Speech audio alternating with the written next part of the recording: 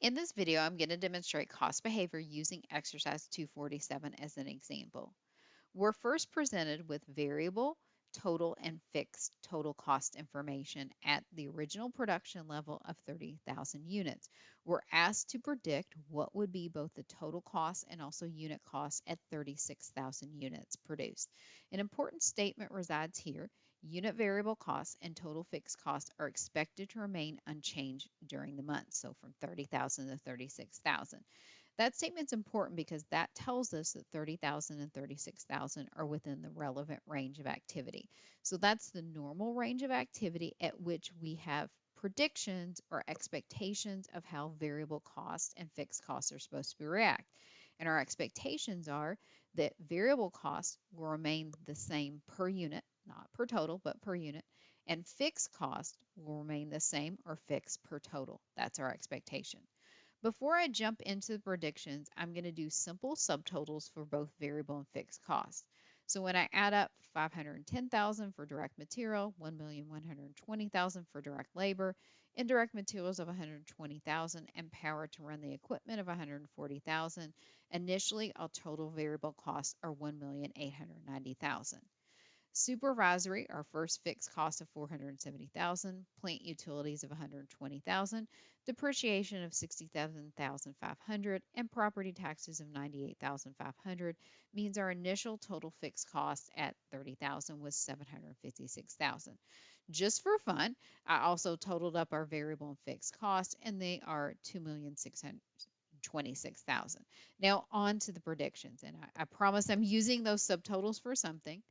Again, variable costs remain the same per unit. So if I want to predict, I'm going to back up and say, well, what was the per unit cost at 30,000 units? I take my total variable cost of 1,890,000, divide it by my production of 30,000, and it was $63 per unit. Pretty easy here to predict at the new activity level. Just take that same $63 per unit because it's going to stay consistent, now times 36,000 units, and our new predicted variable cost was 2,268,000. That's one way to do it. Another way you could have done it based on the fact that the only thing changing here is activity, not the unit variable cost, is you could have said, well, what is the production volume increase? Well, I'm jumping up to 36,000. I originally started with 30,000. That's a 6,000 unit increase.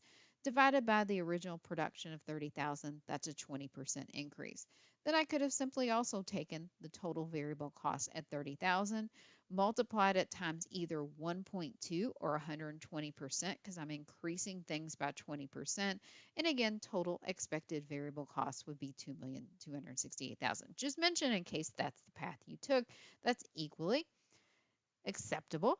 So our total fixed costs, are we going to do similar to what we did with variable, get a per unit and then multiply it times the new production level? No, we're not going to do that because fixed costs do not stay the same per unit. They stay the same per total. So total fixed costs are going to stay at 756,000. Add that to our revised variable cost of 2,268,000. And our new expected total cost would be 3,024,000. That answers part of the question. The other part of the question is the per unit.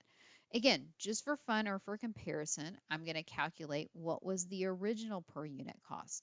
Total cost was 2,626,000 divided by 30,000 production, it was $87,053. Again, the revised total cost is 3,024,000. Now divided by our different production level of 36,000, our per unit cost would be $84. I would expect this to decrease because I've got a mixed cost, both a variable and fixed element.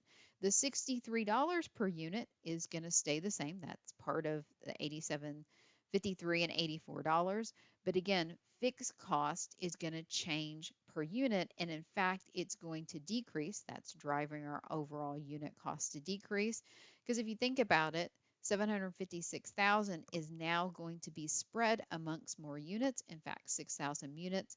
So that's going to drive down the per unit fixed cost, which is going to drive down the overall total cost.